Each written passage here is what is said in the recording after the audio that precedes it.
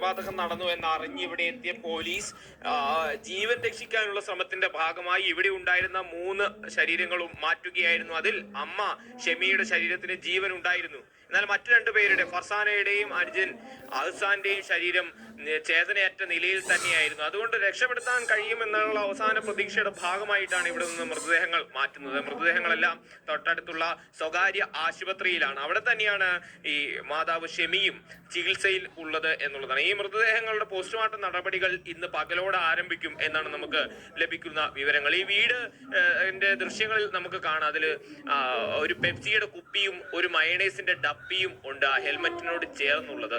അഹ്സാന് മേടിച്ചു നൽകാൻ മന്തിയുമായി വന്നു എന്നാണ് ഇപ്പോൾ നമുക്ക് ലഭിക്കുന്ന വിവരങ്ങൾ അനുസരിച്ച് മനസ്സിലാക്കാൻ കഴിയുന്നത്. പോലീസ് നൽകിയ മൊഴിയിലും അത് തന്നെയാണ്. ആ മന്തിയുടെ ബാക്കിയായിട്ടുള്ള കാര്യങ്ങളായിരിക്കും ആ സിറ്റ് ഔട്ടിൽ ആ കസേരയുടെ മേലിരിക്കുന്നത്. വീടിന്റെ ഉള്ളിലാകെ അലങ്കോലമായ സ്ഥിതിയിലായിരുന്നു മൃതദേഹം പുറത്തിറക്കുന്ന സമയത്ത് എന്നാണ് ദൃക്സാക്ഷികൾ പറയുന്നത്. ഈ പണം ആവശ്യപ്പെട്ടുകൊണ്ട് വീട്ടിൽ ചെറിയ പ്രശ്നങ്ങൾ കലഹമുണ്ടാക്കി എന്നാണ് അത് സൂചിപ്പിക്കുന്നത് എന്ന് പോലീസിൽ നിന്നുള്ള ചില വിവരങ്ങൾ ലഭിക്കുന്നുണ്ട്. ഒരു ചെറിയ സമയത്ത് ആ വീടിനുള്ളിൽ ചെറിയ പ്രശ്നങ്ങൾ അഫാൻ ഉണ്ടാക്കിയിട്ടുണ്ട് എന്നാണ്. അതിനുശേഷം പണം നൽകുന്നില്ല എന്ന തീരുമാനം എന്ന നിലപാട് മാതാവ് പറഞ്ഞതിനെ തുടർന്നാണ് ആക്രമണം നടത്തിയെന്ന് അഫാൻ പോലീസിന് നൽകിയ മൊഴിയിൽ പറയുന്നു. ആ മൃതദേഹം കിടക്കുന്നതിന്റെ ദൃശ്യത്തിൽ നമുക്കത് വ്യക്തമാണ്. മുഖം മൂടി ശ്വാസം മുട്ടിച്ച് ശേഷമാണ് മുഖത്തിന് അടിച്ചിരിക്കുന്നത് എന്നുള്ളത്. വഴിയിൽ ഒരു മുറിയുടെ പാതി ഭാഗത്ത് വീണ നിലയിലാണ് ഷെമിയുടെ ശരീരം കിടന്നിരുന്നത്. നടുവിനും ഗുരുതരമായ പരിക്കാണ് ആ വീഴ്ചയിൽ പറ്റിയിട്ടുള്ളത് എന്നാണ്. ആദ്യം ഷെമിയെ ആക്രമിച്ച ശേഷമാണ് വീട് പൂട്ടി ഇവിടുന്ന് പുറത്തിറങ്ങി പാങ്ങോടുള്ള അച്ഛന്റെ മാതാവിന്റെ വീട്ടിലേക്ക്, വാപ്പുമ്മയുടെ വീട്ടിലേക്ക് പോകുന്നത്. അവിടെ വെച്ചും ഇതേ ആവശ്യം തന്നെയാണ് അഫാൻ ഉന്നയിച്ചത് എന്നാണ് പോലീസിനോട് പറഞ്ഞിട്ടുള്ളത്. പണം നൽകണം, അല്ലെങ്കിൽ പണയപ്പെടുത്താൻ സ്വർണ്ണാഭരണം നൽകണം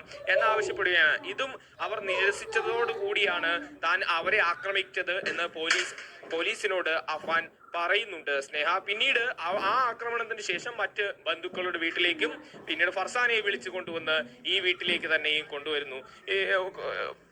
ഈ അഫാനും ഫർസാനയും തമ്മിലുള്ള ബന്ധത്തെ കുറിച്ച് ഇരു വീട്ടുകാർക്കും അത്യാവശ്യം ധാരണയുണ്ട് എന്നാണ് നമ്മൾ അവരുമായി സംസാരിക്കുമ്പോൾ തന്നെ പറയുന്നത്. ഇന്നലെ ഫർസാനയുടെ വീട്ടിൽ പോയപ്പോൾ ബന്ധു അടക്കം പറയുന്നത് ഏതാണ്ട് സമപ്രായക്കാരാണ്, മറ്റു പ്രതിസന്ധികളൊന്നുമില്ല, അതുകൊണ്ട് തന്നെ ഇരുവരുടെ വിവാഹം നടത്തി കൊടുക്കാം എന്ന താല്പര്യം കുടുംബങ്ങൾക്കുണ്ടായിരുന്നു എന്ന് മനസ്സിലാക്കുന്നു. ആ ഒരു ഉറപ്പിന്റെ കൂടി ബലത്തിൽ കൂടിയാകാം ഫർസാന അഫാൻ വിളിച്ചപ്പോൾ കൂടി ഇറങ്ങി വന്നത്. ഒരു 3:30 കൂടി ഫർസാന സ്വന്തം വീട്ടിൽ നിന്ന് ഇറങ്ങി വന്നു എന്നാണ്. അവിടെ നിന്നാണ് തൊട്ടപ്പുറയാണ്, ഏതാണ്ട് 5 കിലോമീറ്റർ താഴെ മാത്രം ദൂരമാണ് ഫർസാനയുടെ വീട്ടിലേക്ക് ഉള്ളൂ.